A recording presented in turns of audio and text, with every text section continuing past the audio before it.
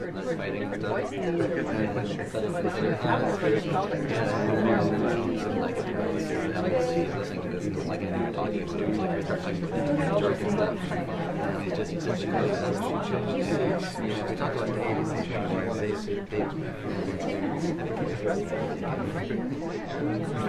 I like the rest of what kind of good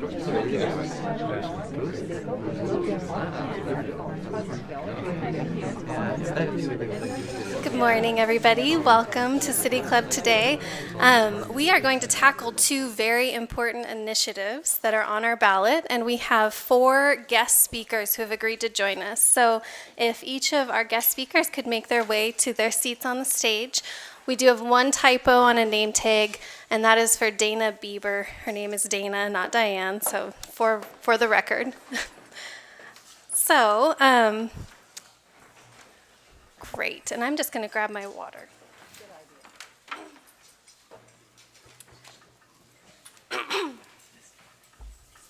So each of these initiatives could warrant their own hour-and-a-half discussion and conversation, as you know. So we're going to work in the time we have, and I'm going to try to keep us moving. So I'm going to tell you a little bit about the format we have today. In our usual format, the pro speaker for the initiative will go first with the 4 opening statement, followed by the opposition with their statement for 4 minutes. I then have 2 questions prepared for each initiative, and those answers will be timed, 1 minute each. And we do have some great timekeepers. I think we have Tanya and Sue today, right? So for the speakers, they will be timing you. If you see the yellow card, that means you have 15 seconds left. If you see the red card, that means please stop now. If you get the bell, then that means you get the hook. So, and then we'll open the, of course, at the end we'll have questions, and we'll have questions for both debates once we're through my questions. So keep your questions handy and ready. And also please hold your applause till the end.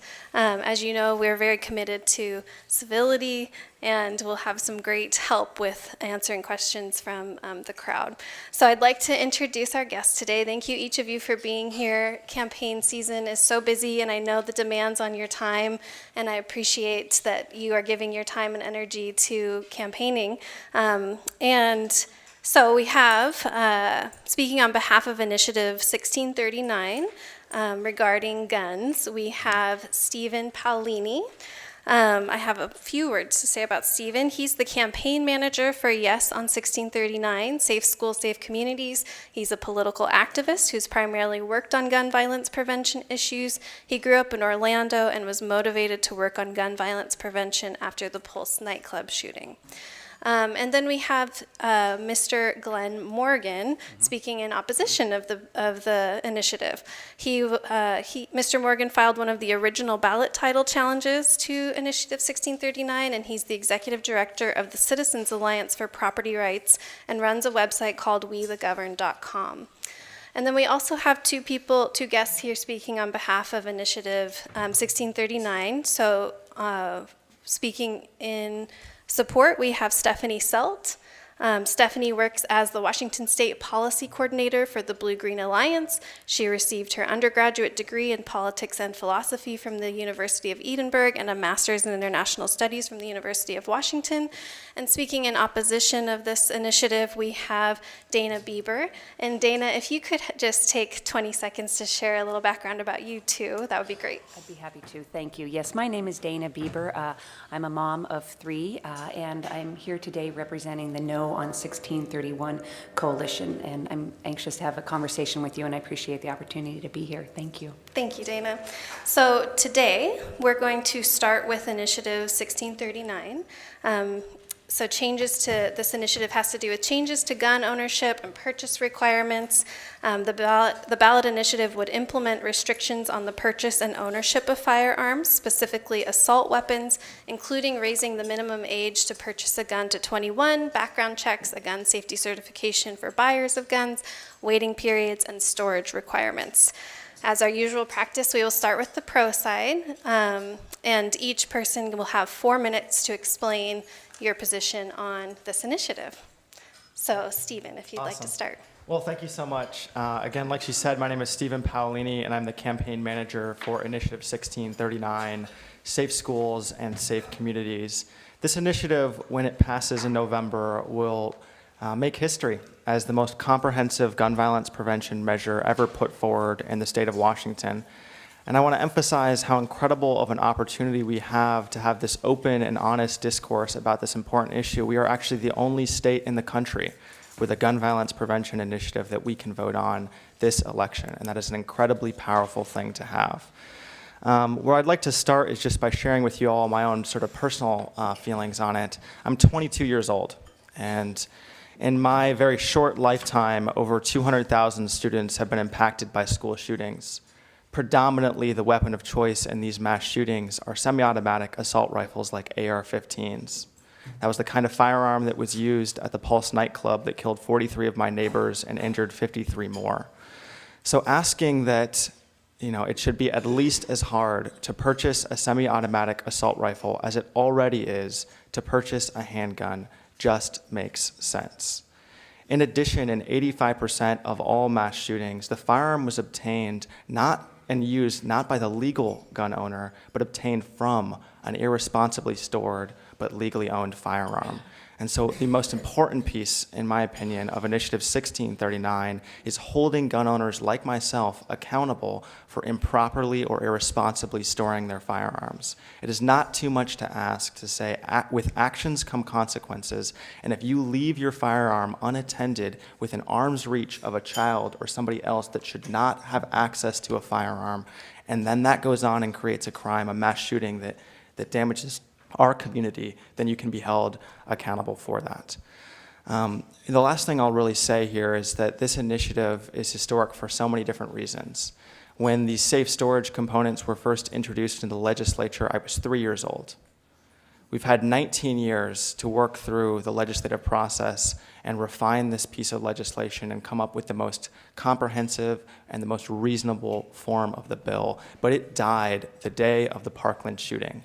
That has nothing to do with substance, that has nothing to do with content, and has everything to do with political cowardice. So for me and my generation, and we have been defined by gun violence, a unique kind of gun violence that is unique to a country that says you have to be 21 years old to purchase a beer, but you can be 18 and purchase an AR-15.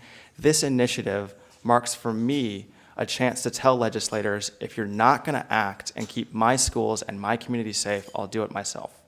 Thanks. Please hold your applause till the end. Thank you. Okay, Mr. Morgan. Well, thank you once again. I want to thank the City Club for having discussions and opportunities to debate topics like this. I think it's very important, and I don't think we do this enough, so I really appreciate the opportunity to be here. And I'm opposed to 1639. I did do the ballot title challenge, one of the ballot title challenges originally, and I'm opposed to it for a variety of reasons, but I think in a limited amount of time, I want to talk about the pieces that this legislation really introduces and why they're problematic. There is a reason why the legislature in Washington State historically has rejected every one of these proposals, whether it was controlled by Republicans or whether it was controlled by Democrats. And it's because each of them have a lot of problems and unintended consequences or intended consequences that are bad. There's also a reason why the majority of law enforcement organizations that actually represent law enforcement officers have come out and rejected this. The fifth one just came out recently and rejected this and said they are in opposition to this. And it's because it isn't about stopping crime. Unfortunately, the way that it was drafted is more about pushing an agenda that's going to harm citizens and legal gun owners. One of the things that came out in the ballot title challenge when the AG was represented and defending it is the element of creating a whole new category of felons, basically gun owners who, once you've been victimized by a criminal and they've taken your firearm, now, depending on what that criminal does with the firearm, you will be charged with a felony. If this was about crime and public safety, we would be attempting to deal with criminals, not attempting to take people who are legal gun owners today and turning them into criminals tomorrow. I just don't think that's right. The other issue that we're really looking at here, I think that's quite substantial, which is denying Second Amendment rights, constitutional rights, to people who are 18 to 21 years old. Now, historically in this country, we consider you an adult at 18. You're allowed to vote. You can go into the military. You can run for public office, even though you may do great harm in all of those positions. in those activities. But that's still something you're considered a legal adult. Why are we going to deny you the ability to actually own a firearm and participate in your civil rights in the Second Amendment? And I think that that's really going the wrong way. There was a great movement in this country to give people that at that age the right to vote, and now we're starting to take away freedoms and constitutional rights. And I think this law goes in the wrong direction.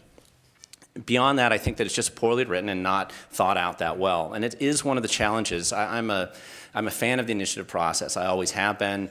But one of the challenges you have with initiatives is you have the ability to put really bad legislation that's poorly written and not thought out on the ballot. And unfortunately, that's what we really have here. And when I also want to emphasize, I'm talking about the version of the initiative that's actually in your ballot, not the one that was actually on the back of the signature sheets, because there was a difference between those two, and that was another problem that we had with this initiative, and one of the reasons why a Thurston Superior Court Judge Dixon threw it out, because the law was broken in how those signatures were gathered, and unfortunately the Supreme Court didn't want to look at that, and they've kind of abrogated their responsibility when it comes to constitutional challenges on initiatives. But that's a little sideshow that's occurred on this initiative, and I really think that there's a lot of problems with it also by creating gun registries, by giving unlimited access to your health care records to Department of Licensing employees, by creating another bureaucracy inside the Department of Licensing. And I think that it really doesn't do anything to solve crime or to prevent gun violence. It does everything to create more criminals, unintentionally, people who have not done anything wrong other than been victimized by a crime themselves. And so with that, I would urge you to vote no if you haven't voted already. I know most of you probably already had your ballots out there. And I really want to thank you for this opportunity to address this. Thank you. Thank you both. So my first question for both of you, and you have 1 minute to respond to these questions. The first question is, the age and background check requirements in this measure already apply to pistols or handguns. What is your reason to be for or against these measures also applying to semi-automatic weapons? And I think we can start with Glenn on this one. Sure. I mean, I think I want to point out you still have to do background checks to buy firearms. That's been the case for quite a long time. The NICS system, which is the same background system that you use every time when you buy a firearm, applies regardless. You do raise a good question, which is we have denied adults the age 18 to 21, the access to pistols or the ability to purchase pistols. And it does raise an interesting question. This initiative does raise a question about whether that's even legal as it is. It is something that we've passed, but it's never really been legally challenged that I'm aware of. So it's arguable that that's going to would ever withstand a constitutional challenge itself. But you already have to do background checks. When are we going to decide somebody's an adult? The page 2 of this initiative says that people don't have that their brains aren't fully developed. But I think if they can vote and run for office, they should be allowed to have full constitutional rights. Thank you. Stephen, Sure. Let me know if you want me to repeat the question. Yeah, go ahead. The age and background check requirements in this measure already apply to pistols or handguns. What is your reason to be for or against these measures also applying to semi-automatic weapons? Right.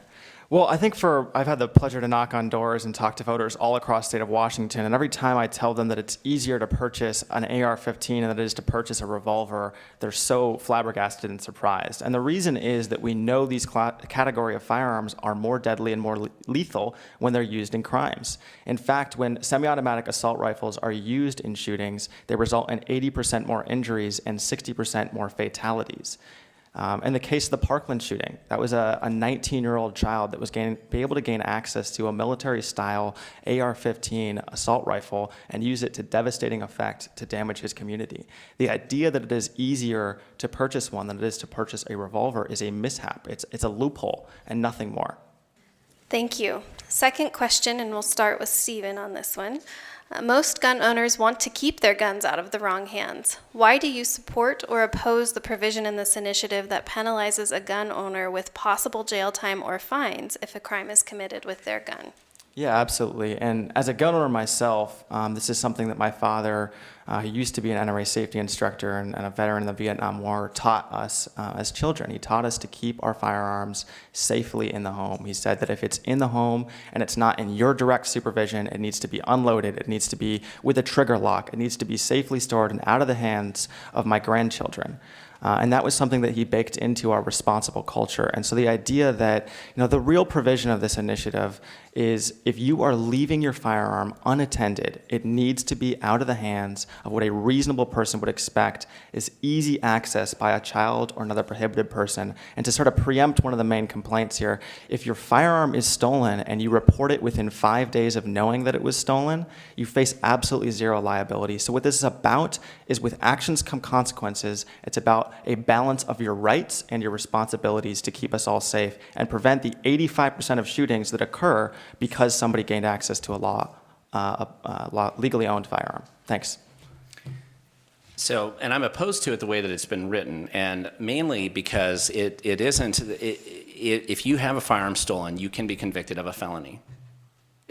You've already been turned into a victim, but now you can be convicted of a felony for the rest of your life for something that you didn't do, for something that somebody else did.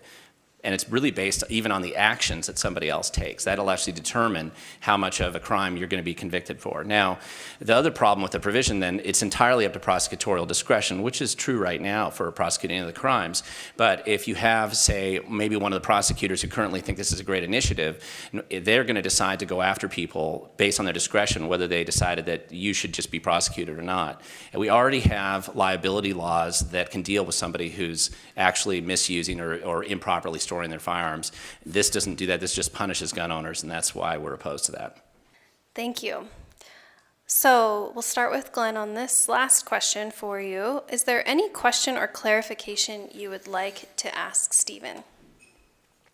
Yeah, I would think when I read this initiative, and I've had to read it numerous times, why, if this is actually about safe storage of firearms, if this is about safety at all, why is it that in Section 9.1 of this initiative, it exempts both private and public entity employees who basically try to enforce this initiative from being subject to any kind of liability at all if they violate your civil rights, that they're just able to, with impunity, violate your civil rights and be subject to no liability of any kind?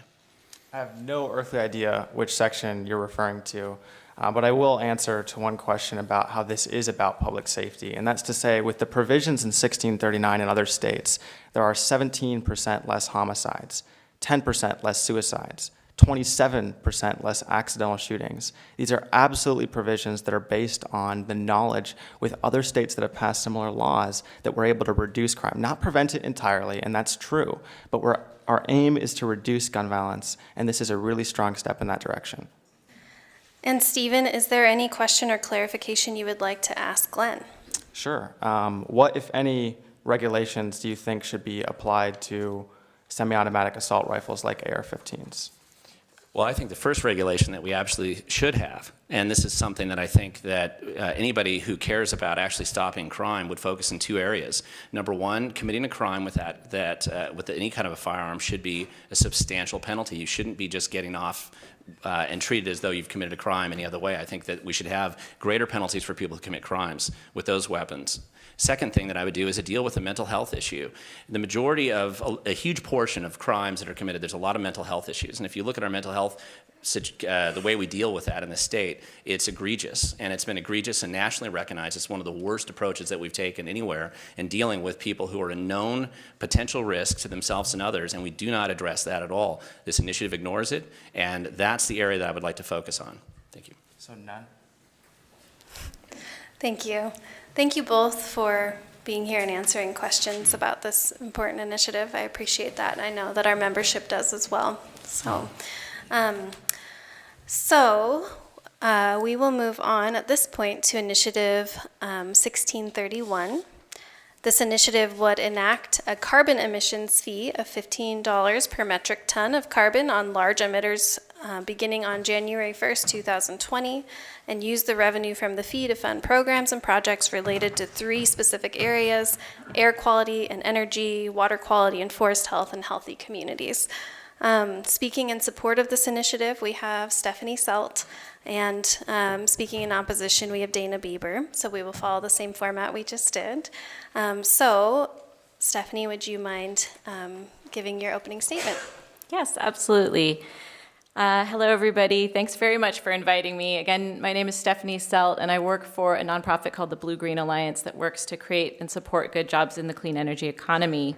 And I am here today in my individual capacity as a mother of 2 kids, and I was really motivated this summer to step up and take action to support Initiative 1631 during the period of the worst wildfires in the state, when the air quality in Washington was the worst in the world.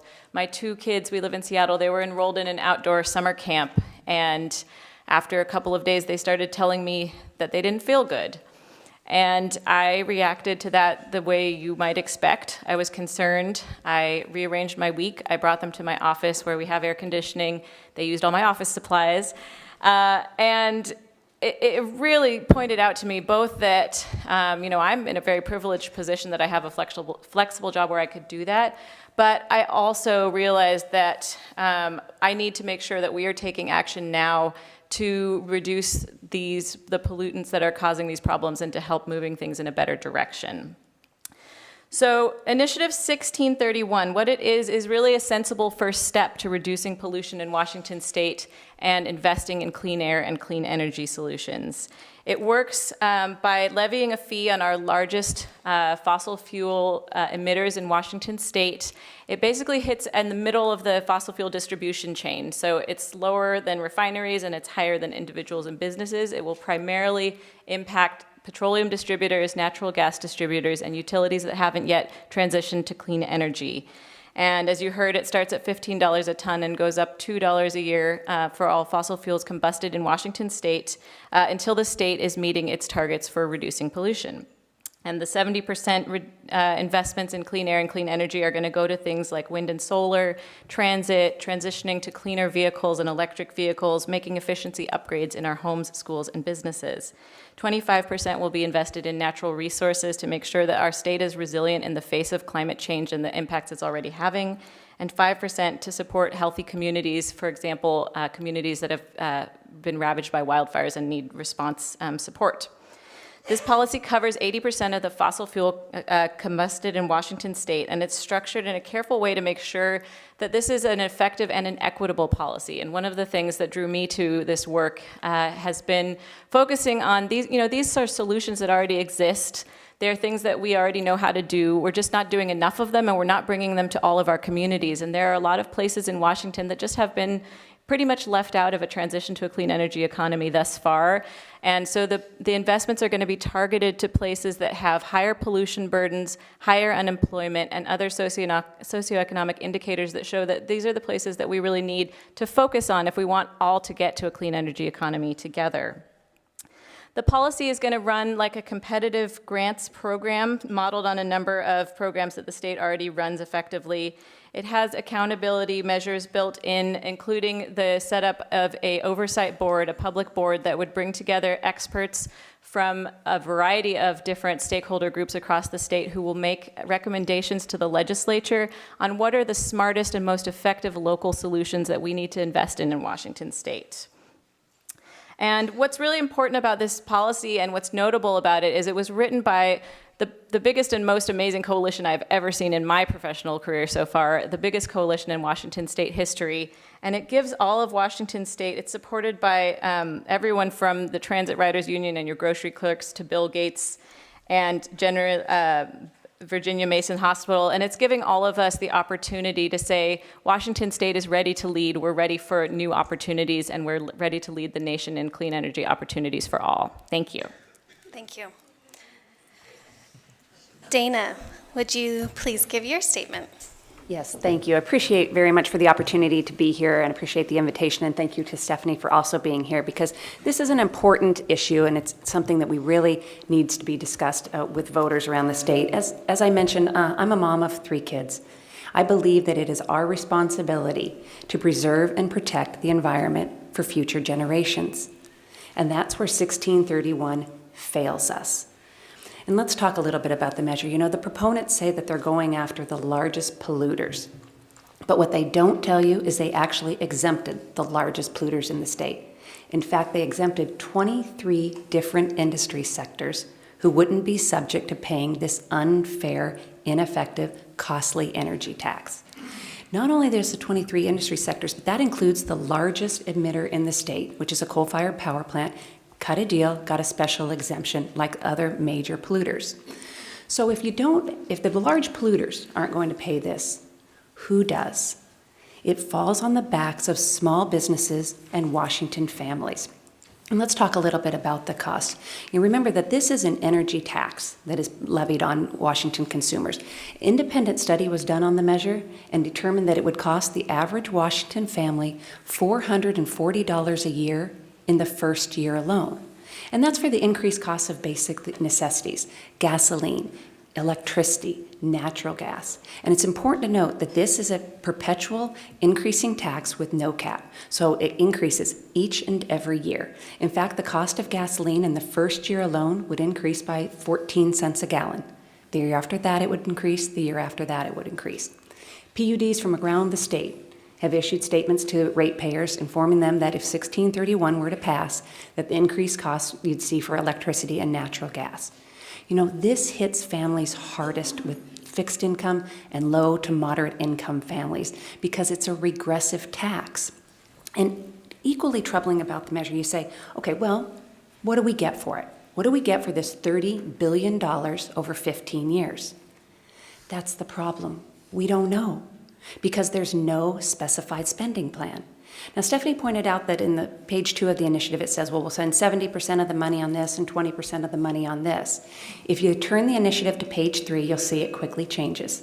It means that there is an unelected board of special interest political appointees who can spend the money in any way they want. And in fact, they don't even have to spend the $30 billion on measures to reduce greenhouse gases. So that's what renders this as an ineffective measure.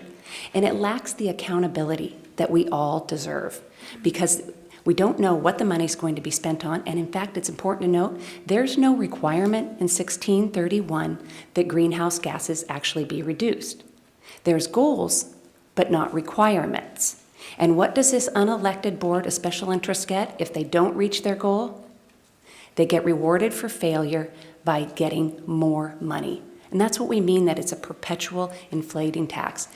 And what's equally troubling with the measure is it won't reach the goal. There's an independent study that's out that took a look at this and said after spending 15 years and $30 billion, 93% of Washington's greenhouse gases are untouched. And that's what we mean when we say it's an ineffective measure. And I'd like to just close with the fact that some of you may be aware of Dr. Cliff Mass from the University of Washington, who's absolutely passionate about a climate change solution. Here's what he says. He says, if you care about the environment, if you worry about global warming, and if this summer's smoke is of concern, you should vote against Washington Initiative 1631. Thank you, and I look forward to your questions. Thank you, Dana. So our first question, you both mentioned this in your opening statements, but a little more detail would be good.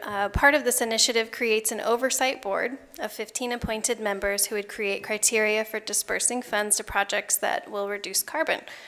Why do you support this part of the initiative or not? And since we started with Stephanie last, let's start with Dana first. Thank you. I think this is one of the most troubling aspects about this, because this is an unelected, unaccountable board that is going to be given $30 billion paid by Washington families and small businesses, and there's no specified spending plan. We don't know what we get for that. And we don't know, in fact, we don't even have to have a reduction in greenhouse gases because they can spend the money any way they want. That's why newspapers across the state have editorialized on this and are urging a no vote, because as voters, we deserve accountability. But the way this measure is written, it says, this board says, just give us the money, we'll then figure out how to spend it, trust us. We can't give a blank check of $30 billion to an unelected board because we deserve better. We need effective climate change solutions, and 1631 fails on that. Stephanie? Thanks. So I think that the oversight component of this policy was one of the ones that was written with the most care, and the idea was really that changing to a clean energy economy affects the way we live, the way we drive, the way we heat our homes. It affects everything, and it affects us all in different ways, and many of the stakeholders across the state who have a stake in this, which is basically all of us, have typically been left out of helping to craft these solutions. So this board brings together both representatives from experts in carbon reduction and business, as well as unions and tribes and a number of stakeholders that have an important stake in this, along with the Commissioner of Public Lands and non-voting representatives from many of the implementing agencies. It doesn't have a seat at the table for the fossil fuel industry. That's pretty much the only group that's not there, and I think Washingtonians are okay with that. But we really need everyone who has a stake in this to help craft the solutions and make recommendations to the legislature for what are the smartest projects we need more of in this state. Thank you. Our next question is, tell us a little more about who is exempted from this fee and why that is or isn't important. And we'll start with you, Stephanie. Thanks. So this was, again, something that was very carefully thought through. This policy, contrary to what you will hear, covers 80% of the fossil fuel combustion in this state. There are a few targeted exemptions that I would like to talk a little bit about. The one that you probably hear a lot about on TV and you see in mailers is about the TransAlta, which is our last coal facility. That facility is already on track to close down, and it was arranged with a coal closure agreement that environmentalist workers and the business negotiated to close at a certain date, and with that came a commitment not to add additional costs to that facility and their business operations until that point. They're actually putting up a large solar installation on the old coal mine now, so it's really actually a great example of how do we make sure that that coal plant closes on time and transitions to clean energy. We need more of that.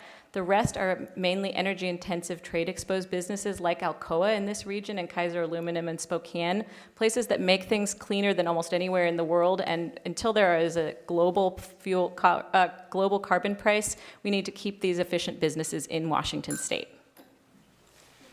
Dana? Thank you. You know, the massive exemptions in 1631 are one of the reasons it renders it ineffective. You know, you heard Stephanie mention that the fossil fuel coverage. But what she didn't mention was the polluters, and that's what we're supposed to be going after, right? The polluters, because that's where it's at for the greenhouse gases. 8 out of the 12 of the largest polluters of greenhouse gases cut a deal and got a special exemption. That includes 23 different industry sectors that somehow, inexplicably, got an exemption and don't have to pay the tax. And what's troubling about that is it renders this measure ineffective. In fact, 41% of Washington's greenhouse gases got a special exemption under Initiative 1631. That's how we get to the fact that only 93% of Washington's greenhouse gases would go untouched under Initiative 1631, which means we would fall woefully short, not even come close to reaching the state goal. And our last question for you both is there any clarification or question you would like to have your opponent respond to? So we'll start with Dana. Oh, thank you. That's a great question. You know, I think I'd get to the heart of the matter of accountability, and I would ask Stephanie that two-part question. Number one, if the proponents were serious about this measure and serious about its effectiveness, number one, why didn't you write in a requirement that after 15 years and $30 billion, if you're not successful, that you will scrap the tax and disband? And secondly, what study did you do when writing this to know that, in fact, you were going to be successful at reducing carbon emissions? Thanks. So this policy was written based on sensible solutions that already exist in Washington State. We know that they are things that reduce carbon emissions. The policy does indeed have numeric targets. We need to reduce by 20 million metric tons of carbon pollution each year by 2035. We believe that this policy is a great step towards reducing pollution in the ways that make sense, and we looked at examples from how they do this in California, as well as other places where they're investing in clean energy. And there are reports from California's Air Resources Board that have a lot of guidance that all of the investment proposals that the main categories that we've put forward are ones that are smart and sensible, and the policy has strong oversight. It will be evaluated every 4 years to make sure that we're meeting our goals. So we're going to be able to keep on track exactly the way that California, the northeastern states of the United States, and other places track their carbon reductions. It's not rocket science. Thank you. And Stephanie, same question. Is there any clarification or question you'd like to ask Dana? Yeah, I mean, so this is a historic campaign already on a number of fronts. On the one hand, on the yes side, we have this policy has been written by the broadest and most diverse coalition in Washington state history. And on the no side, it is the most expensive campaign in Washington state history. Almost $26 million has already come into this campaign, 99.5% of which coming from out-of-state oil companies. And the claim that I feel like I'm hearing from the no side is that, oil executives in Texas are calling their counterparts in California and saying, I'm concerned that this is a costly and ineffective measure and it's going to hurt the bottom line for regular Washingtonians. And I'm so concerned, I think we should invest $25 million in defeating it. And so my question for you is that really what you expect us to believe, or is this another example of the oil industry trying to stop progress reducing pollution? Thank you. At its core, 1631 is an unfair, ineffective, and costly energy tax. And there's no denying that it's on, the $30 billion is on the backs of Washington families and consumers.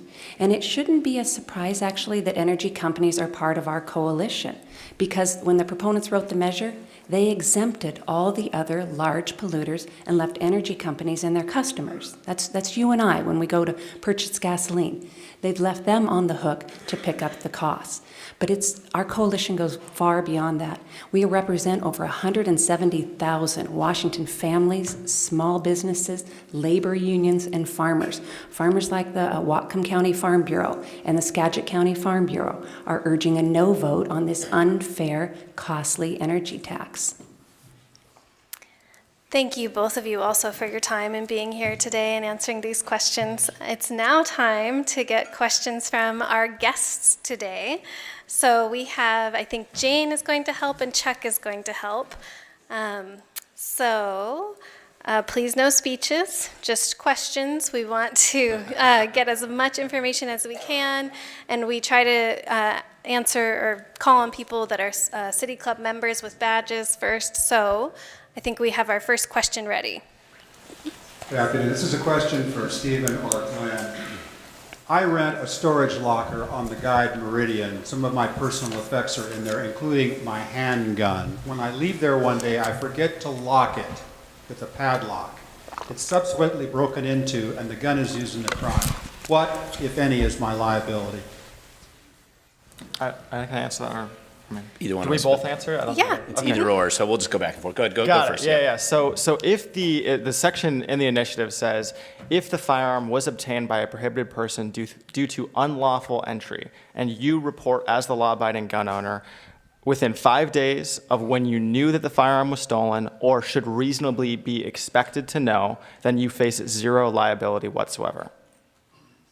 And so I would say it really depends on how friendly you are with the prosecutor. So, because you could be charged with a Class C felony if he doesn't like, if he decides that you're the guy he's going to come after, because you wouldn't know, and a crime would be committed, and then you'd find out it was gone, or not. Maybe it's a roll of dice. If you want your freedom on the roll, just depending on luck of the draw. I just think right now that's a problem, and that's one of the reasons why I oppose it.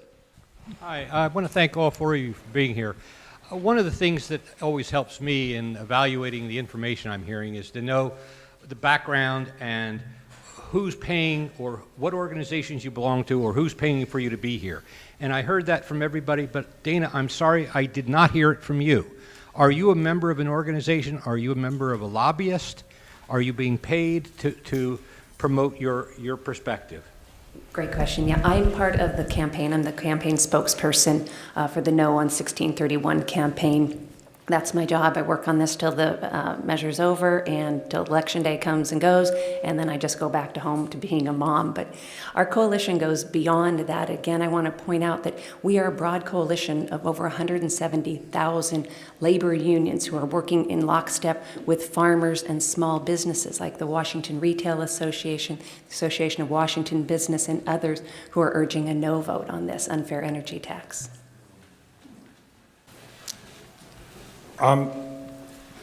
AR-15s really are an exceptional weapon. They're exceptionally dangerous and deadly. I was wondering why our governments very rarely bring up the subject of controlling ammunition versus controlling the gun. I mean, the Second Amendment talks about guns. It doesn't talk about ammunition. But if the ammunition for an AR-15 became exceedingly expensive or hard to get, and the people who were allowed to get it were looked at by authorities as whether or not they have a criminal background or anything. I mean, wouldn't that be somewhat of a solution to this problem instead of just focusing on the age of the person? You want to split that again? Sure. Okay. Why not? You want to go? I went Sure, first. I'll go first. So our Second Amendment protects his right to bear arms, right? So I mean, I think one thing to remember is why was the Second Amendment created in the first place? And it did begin originally when it came out of the Revolution, right? The idea that a foreign government was coming and trying to seize ammunition and firearms in Lexington and Concord was one of the original things, and this is very top of mind with the founders when they wrote that. And I would be opposed to trying to take away ammunition or firearms from people in general. And if you actually look at our state constitution from a constitutional standpoint, our state constitution is even clearer on this subject and stronger, I think, than the federal constitution. And I think that we're going to get more value out of protecting people if we take dangerous people and help them, either have mental health issues or if they're criminals, make sure that they're put away. We don't just randomly impose terrible laws on everybody else. And then I'll hand it over. Yeah, I'll be super quick so we can get to other questions as well.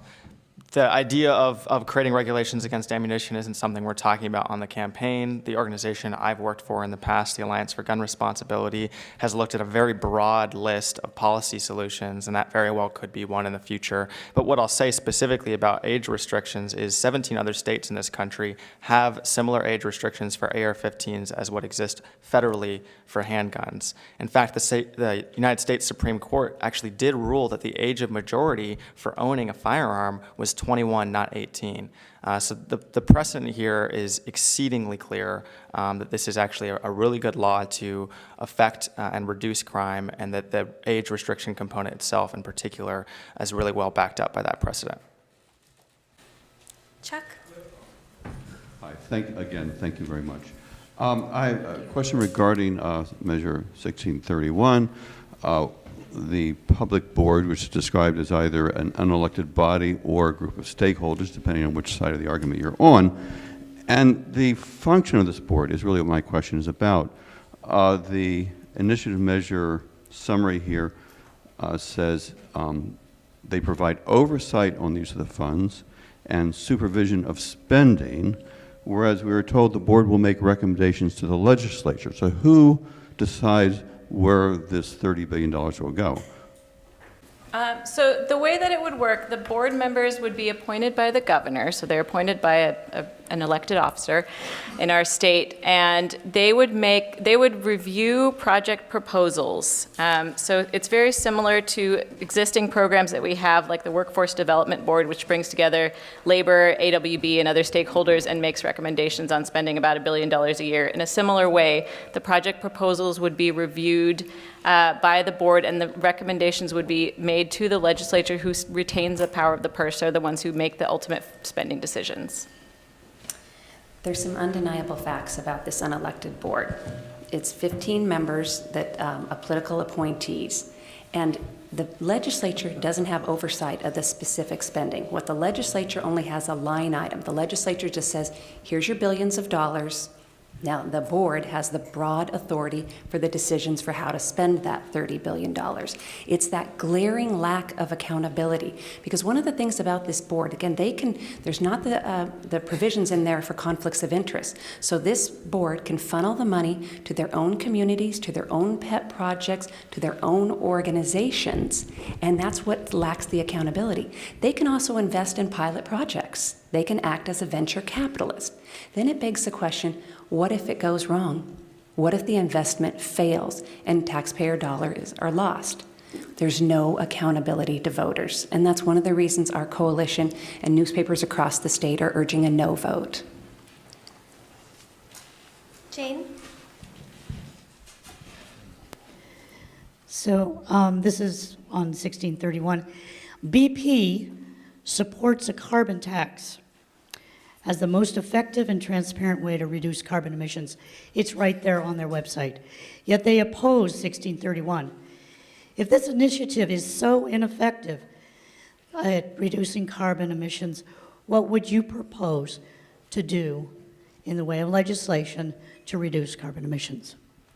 Thank you for that question. You know, most members of our coalition actually support a carbon pricing mechanism, but it's got to be one that's effective, and that's where 1631 fails. Unfortunately, voters don't get an alternative. You know, that's the way it works with an initiative. It's a straight up or down vote. So, but I think we can all agree on a couple of things. To have an effective carbon pricing program, you can't exempt the largest polluters in the state. You can't push all the costs down solely on the backs of Washington families and small businesses in increased costs for basic necessities like gasoline and utilities.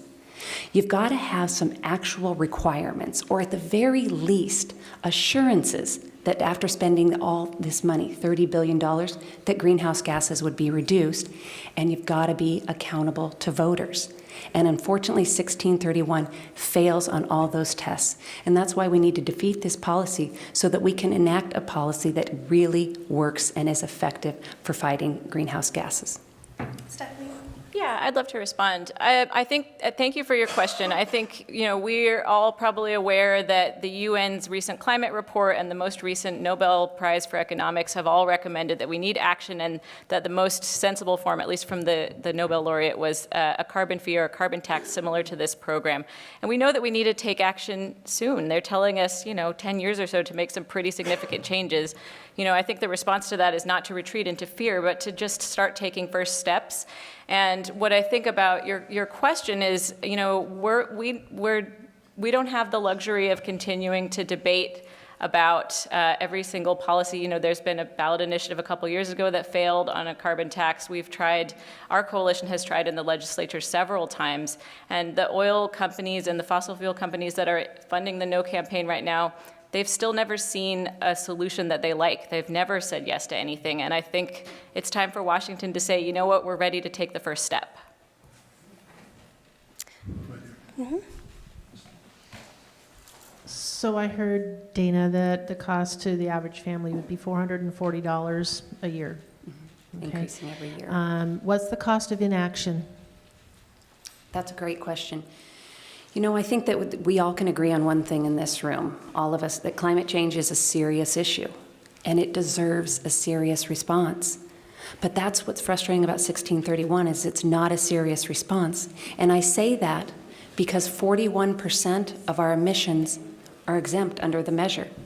There were big, large corporate polluters that cut a deal and don't have to be covered by this tax. That renders it ineffective.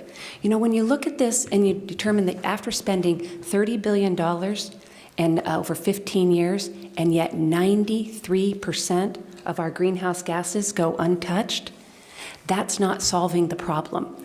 And this deserves a solution. And that's why our coalition has come together, because we know that we need to defeat this in an effort to get to a real solution. And it goes back to what, you know, our state's, arguably, he's one of the leading advocates for climate change policy, Dr. Cliff Mass, and he's urging a no vote because he knows this is ineffective and we need to get it right.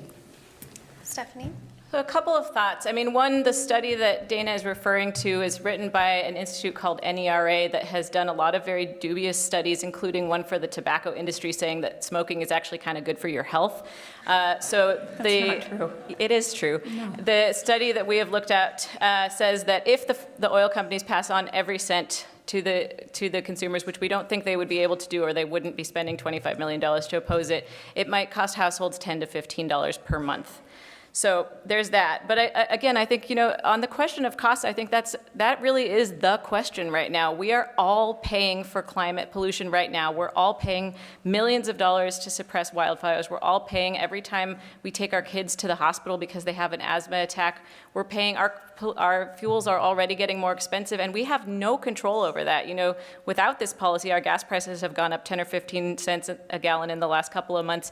We don't have any way to free ourselves from this situation until we start investing in new solutions. Hello. We've heard the phrase unfair energy tax about a dozen times already in this short presentation. And we also are aware that over 99% of the funding for the No on 1631 campaign is coming from oil companies. So what that does, in my uneducated view, is it essentially makes you, Ms. Bieber, an indirect employee of the oil companies. And so given that, is it not true that the word unfair primarily applies to the oil companies that are being affected by this? It's unfair in a number of ways. It's unfair that they exempt large corporate polluters. They cut a deal with them and exempted them. That's unfair because it just leaves some of the polluters on the hook. Number two, it's unfair to Washington families. I think it is unfair to increase the price of gasoline by 14 cents a gallon in the first year alone, increasing the year after that, till it gets to 59 cents a gallon increase in 15 years. I think it's unfair to put this cost burden of $440 for increased cost of gasoline and utilities, the basic necessities to heat our homes and to cook our food, to put that on the backs of Washington families, particularly those who are in low income and fixed income households. I think it's unfair when you ask all these costs to be paid and you don't reduce the state's greenhouse gas and you don't reach the goals that are set forward. I think it's unfair for Washington families, unfair for Washington businesses, and unfair for Washington farmers. Stephanie? I'll just say also, you know, again, the way that this policy works is to apply to petroleum distributors, natural gas distributors, and utilities primarily, the main source of fossil fuel emissions in our state. If they choose to pass us on, and they say that's just a matter of course, it's just a part of doing business, if they choose to pass them on, they should do that in an open and accountable way and tell us that they're doing it. They don't have to. They say that that's just the norm, but they should be open and transparent about that because, again, we're all paying the costs of pollution so far, and if we're going to be made to pay more, they should be transparent about what they're asking us to do.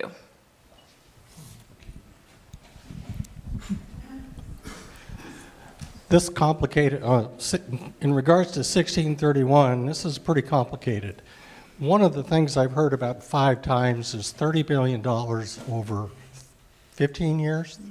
How do you come up with that number? I can't find it anywhere in the pamphlet, and it says 2.3 billion a year for the first 5 years. Where does that number come from?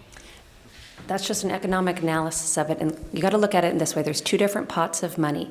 There's the money that will be generated by the energy tax that goes to the state, and that goes to that unelected board who has that money to spend, that $30 billion, because if you extrapolate this over 15 years, because the cost goes up by $2 each and every year, that's the pot of money that goes to this unelected board that will be responsible for spending the money. There's a second pot of money, then that's levied on PUDs and utilities. And they can do their own investments on this. So if they don't have to pay the fee, but they have to make the investments. And where do they get the money to do that? From ratepayers. There's been PUDs from around the state. Some of them are flat out urging a no vote. Many others have issued statements to their ratepayers to say that if 1631 were to pass, the cost for utilities would increase each and every year. And again, this is a permanent escalating tax with no cap. Stephanie, would you like to add anything? I'll just note that, so the previous iteration of this policy that went through the Washington State Legislature last year got a fiscal note, and it came up with a number. It was closer to around $1 billion per year. The price does go up over time, but we expect that the fossil fuel use will go down. So it comes in at around that sort of number, and it's just a calculation based on fossil fuel combustion in the state and the price. What I'll note is the reason we have a fiscal note is because we tried to pass this already in the legislature and it failed. We have so far failed in Washington State to bring together the right coalition and pass a policy quickly enough, and this is now our opportunity, and I hope that you all not just vote yes on 1631, but go to our website and help to pass it, because we need people power to help us overcome the fossil fuel millions right now. We have a question over here, it looks like. Thank you. To jump back to the gun issue, one of you had mentioned that there's an invasion of privacy for medical records that would come about in this bill. Could you talk about how that happens and the extent of that? Thank you. Sure, thank you. We weren't feeling the love down here at this end of the table, so I appreciate the question coming back to us. It really had to do more with there's an annual requirement now then that would do background checks on everybody that has firearms. So you have to keep a gun registry so the Department of Licensing can keep coming back and accessing your records to see if somehow you've become ineligible to have Second Amendment rights in the previous year since they just did it the last time. And that's one of the more troubling elements to it. The other part is that it requires, I should reference the exact section in the initiative if that'd be good for you, because I have it right here. And there's a portion there where they have to access your healthcare records in Section 7. If you go and read that, you're going to see that they can have access then to your public records. And the problem is you're basically giving away your HIPAA rights. And again, you're just distributing now your medical records to another government agency. And I mean, some people may not care anymore, but I think that if you do care about not having your medical records out there in a wider and ever widening group of government agencies, I think you'd be opposed to that. So. Yeah, and one of the things here that it doesn't get mentioned is, like many of the other provisions in 1639, this is all already required for handguns. I own a handgun, bought it in the state of Washington. About 3/4 down the page, there's a little waiver, and essentially what it says is, I consent to allowing local law enforcement to simply ask medical agencies whether or not, for a medical reason, I am prohibited from purchasing a firearm. That's it, full stop. Right? And those reasons are very, very specific. Are you currently involuntarily committed at a mental health institution, for example? And no one from the law enforcement community, no one from the privacy community, no one from the civil rights community thinks that law enforcement shouldn't be able to get a yes or no answer as to whether or not you are currently involuntarily committed in a mental health institution. They do not get access to your records. They don't get to see your prescriptions. They don't get to see your diagnoses. They just get to know, for a medical reason, are you currently prohibited from purchasing a firearm? That's it. Thank you. I think we have a question on this side of the room. Actually, I have two questions. Back to this side, 1631. So I've heard the question, the issue about the exemptions. And what I don't understand is if let's say the oil industries are serious about the problem, I'm assuming that they applied for the exemption. I don't think that the other side willingly just said, oh, we're going to exempt you. Is that correct? Hard to know how the Well, exemptions... come on. I mean, I think it's disingenuous to say that the oil companies are spending $25 million. What are they doing in a positive light to address this issue? Okay, let me answer the two parts to that question. Number one, I don't know how the other side, when the proponents sat down to write this, how they cut the deals and exempted 23 different industry sectors of some of the largest polluters in the state. I don't know how they came to that decision. But all I can talk about is what voters are voting on, and the facts are undeniable. Facts are stubborn. It's undeniable that 8 out of the 12 largest polluters are exempt. It's undeniable that 41% of our carbon emissions in the state are exempt under 1631, which renders it ineffective. So if you're representing the oil industry, which apparently you're representing the pro-business side, the larger businesses, correct? Let me be really clear about who I'm representing, because I think that's a fair question, but I need well, at not the time. You in particular, but no, please. All the commercial. You've asked several. Please let her answer. You've asked me several questions. Please let me answer them, because they're good questions. I represent a coalition of over 170,000 Washington families, farmers, small businesses, labor unions, and consumers. We have a broad coalition who has come together to defeat this measure. There's funders of our campaign, and those are the energy companies, and it shouldn't be any surprise that they are. These are the very companies that didn't get the special exemption that large other corporate polluters did.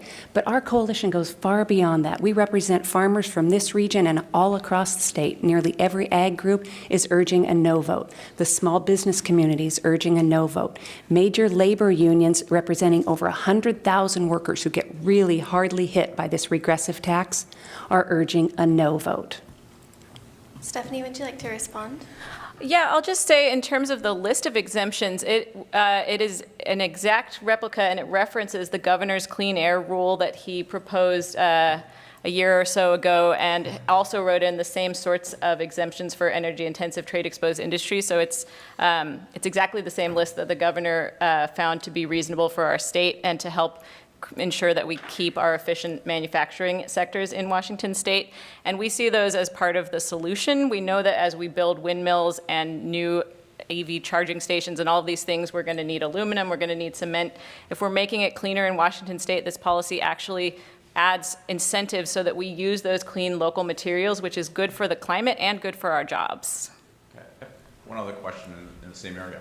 I'm new to Washington State, and I've actually been surprised that automobiles are not subject to emission testing, or at least they're not in this area. Is that correct? And if automobiles are one of the largest sources of air pollution, why is it that Washington State allows urban areas to have vehicles that don't necessarily comply with emission testing? There is no emission testing in this area. Okay, I know a lot about 1631, but I'm not going to pretend to know a lot about the emissions process in the state of Washington. But there is emissions testing for certain automobiles in the state of Washington, is my understanding, and certain vehicles of a certain year aren't. But that's... Does this bill address any of those issues? No, 1631 doesn't address anything about the state's emissions standards. It only addresses, it gets after the heart of, trying to address the issue of climate policy. And unfortunately, that's where it fails us, because it is an ineffective measure that won't reduce the carbon emissions that is necessary to reach our state's goal. And we've got to get serious about a solution, and this is anything but a serious solution. And that's why we're urging a no vote. Stephanie, do you have anything you'd like to add? Yeah, I'll just say I also, unfortunately, don't know a lot about emissions requirements in the state in terms of vehicles. I do know that more than 50% of our fossil fuel pollution in Washington State comes off of the roads. It comes out of our cars and trucks.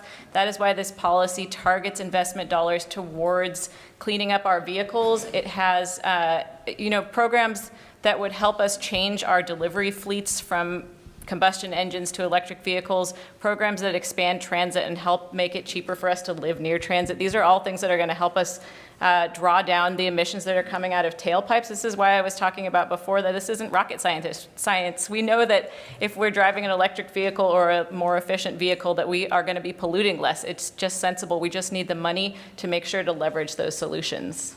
I think we have time for 2, maybe 3 more questions, depending. Hello. I'm a child psychologist. And so in that capacity, and as a grandmother and mother, I just want to say this is for the 1639 people, by the way, so you don't feel left out. I am very concerned about my grandchildren, children in general, in the schools, in the community. I'm concerned for all of us. Also, I know the research on 18-year-old minds, and 18-year-olds are still children. They are immature, they are erratic, they are impulsive. Oh, my question is, Mr. Morgan, yes, why are you and the NRA so insistent that immature people have access to a machine gun? Well, I mean, I think that it's not a machine gun. So if you know the definition of a machine gun, that's, I think, incorrect. So you're really talking about semi-automatic firearms, like my 22 that I bought, when I was a kid, and I had for many years, and somehow I didn't become a psychotic mass shooter. I don't know how, but it's just one of the issues here again is when is the age of majority, and I think that's a great question, because if we're going to send 18-year-olds to the military. We're going to say they can get married, they can have children. We're going to say they can vote. God's sake, look at who we vote for sometimes. We're going to say they can run for office. And so if they're capable of doing that, then they should also be allowed to have the full civil rights. And through the 60s, that fight was pretty extensive and making sure that the age of majority was 18, not 21, and that we're shifting back the other way. So if they can go fight in the war, if they can be military, if they can be a police officer, I think they should be allowed to defend themselves. Yeah, and I'll just say, when the federal regulation around handgun ownership raised the age from 18 to 21, we actually went through the courts, and the age of majority with ownership of firearms was ruled by the United States Supreme Court to be 21, not 18. It's a very specific piece of precedent that actually has gone through the whole system, and it's great that Washington State leads in a lot of ways, but we're also looking at how other states have passed some of these laws, and we know that they work for one, but we also know that what we're doing is very well within the Constitution. The organization I represent, the Alliance for Gun Responsibility, or I've worked with in the past, has really done a great job of balancing rights with responsibilities. That's our mission statement. And that's really what we're talking about here. And your work as a school psychologist or a child psychologist, you know the devastating effect that firearms have on our culture. We used to teach kids to stop, drop, and roll. We're now teaching them to run, hide, and fight. And that's the result of a country that the NRA has fought very hard to make unsafe.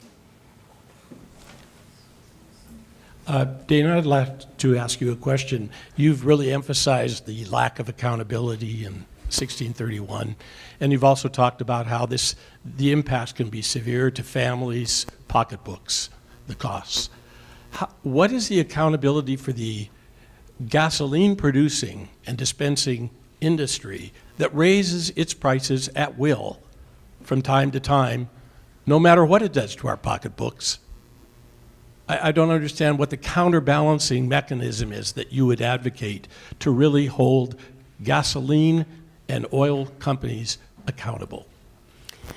Well, 1631 it takes a different approach to that, because what it does, it's about, the measure is, sorry, I've got to collect my thoughts. So your question kind of doesn't really necessarily relate to the measure, because what we're talking about here is an increase in gasoline prices. And it's an undeniable fact that it will increase. I mean, it's wishful thinking when Stephanie says they won't pass on the cost. That's the point of a carbon tax, to pass along the cost. The governor himself has said the cost of gasoline will increase. He said the first year, he says by 13 cents a gallon. It's undeniable that when you levy a $30 billion tax, the costs get pushed down to consumers. It starts in the form of gasoline, 14 cents a gallon. That will go up the next year, the next year. That's also important to note. If that were an actual gas tax, that would be equivalent to one of the largest gas tax increases in the state of Washington. And it's not just the cost of gasoline, it's the cost of utilities that also increase. That hits Washington families hard, especially those who can least afford to pay more. Stephanie? Thanks for that question. I think that really gets to the heart of the matter. And I would just add, again, the fee is going to be applied to these fossil fuel distributing entities, and it's their choice to pass it on if they want to. And again, I don't believe that they think they will be able to, or they wouldn't spend $25 million to defeat this. But what I think is inspirational about this policy is that, in the face of federal inaction on reducing pollution, and in the face of $25 million from oil companies out of state trying to stop this policy, voting yes on it actually brings us new ways to bring accountability to this conversation and gives us opportunities to invest in new solutions so that we're not slaves to whatever the oil prices are today. We're able to actually bring ourselves new solutions for our kids and for the future generations. I think we have two last questions. Sorry, fellas, this one is not for you. The ladies are more popular today. Yes. We know from the tobacco fights that when we increase the taxes on the product, the use goes down. Taking a 20,000-foot view on this, the initiative is designed to reduce greenhouse gases, but in part by reducing the use of of fossil fuels. I'm not real good at arithmetic, but if 41% is exempted, that means that 59% isn't. So, why should we not enact this baby step rather than wait for the perfect? If not now, when? This is an important issue of climate change and getting a solution, and we've got to get it right. And that's what's problematic. If you take a step in the wrong direction, here's where we are. We've got this for 15 years and $30 billion, and yet 93% of our greenhouse gases go untouched. We would not reach our state's goal. We wouldn't even come close. So what you've done is wasted billions of dollars, and we've left the environment unprotected. To the second part of the question about will it reduce the use of gasoline, I'm from the east side of the state. It's where I grew up. Those are rural communities. Those are people who have to drive oftentimes an hour to 2 hours round trip to get to their job. There's no other option for them. And that puts this regressive energy tax firmly on the backs of those kinds of families who have to require the use of their car to drive long distances to get to their job. And that's why our coalition has come together of labor unions who are urging a no vote on 1631. Thank you for your question. I will just add, we have apparently competing facts that have come up a number of times, but the policy actually covers 80% of fossil fuel combustion in the state, so it's even better than the number you were referring to. And it is a response, again, to a previously failed ballot initiative, several failures in the legislature to get anything done. And again, to go back to the recent UN report, we don't have time to keep bickering about the details. We need to start taking action, and this is a sensible step to get us there. We know that things like wind, solar, and transit are going to reduce our emissions and bring us all new opportunities, and I think the time is now to say yes. Last question over here. Thank you very much for coming today. It's been very informative. I think you've shown that initiatives like legislation can't be written perfectly. And that there are imperfections to most anything we do. My question for the opposition is why, with major problems like the two initiatives address, we should consider voting against the good in pursuit of the perfect. Thank you. Yeah, I don't think it's good. I don't think it's good when you don't reach your goal. When you have a policy that has been proven that it will not even come close to reaching the state's reduction goals. I don't think it's good when you put $440 on the backs of Washington families and small businesses with that increasing each and every year. I don't think it's good that we give $30 billion to a new government bureaucracy that is unelected and has no spending plan. Stephanie keeps mentioning that, well, we can invest in this and we can invest in that. We don't know. We don't know how the money will be spent because there is no specified spending plan. I don't think it's good when you have a board that is unelected and unaccountable to voters. And that's why our coalition believes that we have to defeat this ineffective, costly, and unfair measure because it's a step backwards. And it's a step backwards on a very serious issue. And that's why we need to defeat it so we can enact a measure that is serious about climate change, and 1631 isn't. Okay. And then I was going to just add to that as the opponent in this case, and I've worked on both legislation and initiatives before, and it's really more of a philosophical approach to how you deal with self-governance to some extent, and that is that the quest for utopia is perpetual. We will always be looking for perfection and optimal government regulations, and it's never going to be perfect. The advantage that the legislative process has is that there's multiple steps there that you can modify, change, adapt, and then go back and try to address it again. The challenge with initiatives, and I'm a fan of initiatives at times, is that initiatives once written are fixed in stone, with maybe the exception of this one. Sometimes you can change it a little bit, but it generally is fixed in stone, and then it is whatever it is. It's whoever wrote it, and usually when you write initiatives, good, bad, or ugly, it's one group of people with one monoculture mindset with how they write it, and so if they've missed something, then it's just a problem when it actually gets out to the voters, and that's why you have debates like this. Thank you. Stephanie and Stephen. I'll let Stephanie go Yeah, first. I think. I mean, I guess I will just say that writing a policy like this, writing with a large coalition is hard. I've worked in a bunch of coalitions and alliances, and I very frequently on frustrating days have to remind myself of the saying that if you want to go fast, go alone. If you want to go far, go together.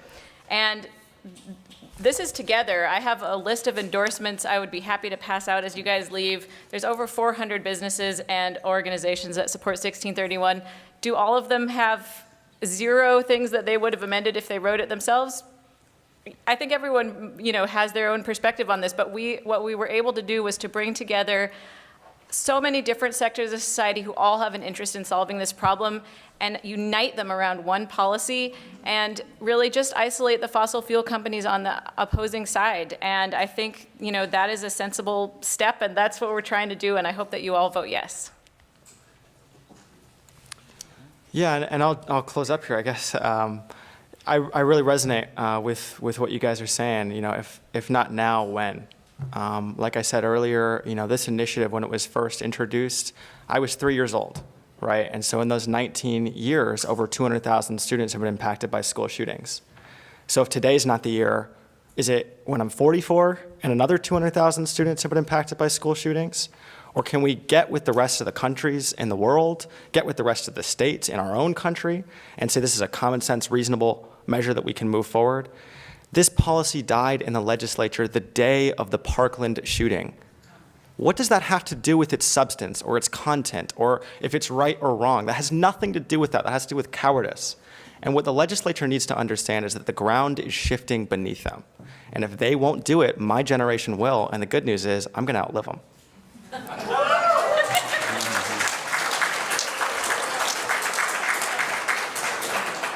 Well, thank you everybody for coming today. We could have probably spent a couple more hours discussing these ballot initiatives. So thank you for all of your great questions and a very sincere thank you to each of our speakers. Good job. And don't forget to vote.